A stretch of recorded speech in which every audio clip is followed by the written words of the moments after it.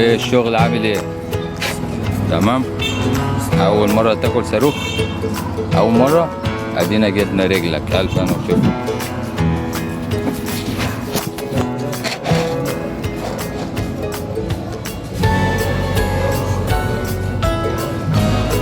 ودي بيتزا ب50 جنيه، يعني تعتبر أكبر حاجة في الحجم السوري الشرقي، وفي أكبر العائلي لو حد طلب.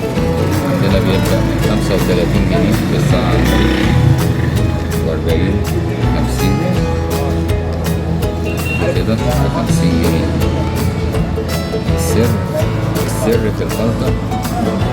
وأنا عبد الله، أصور عبد الله الأول قبل.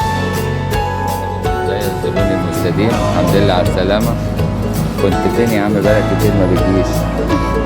بقالك قد ايه ما اكلتش بيتزا كده؟ علي صوتك. كتير ليه كده؟ بتاكل بيتزا هنا من امتى؟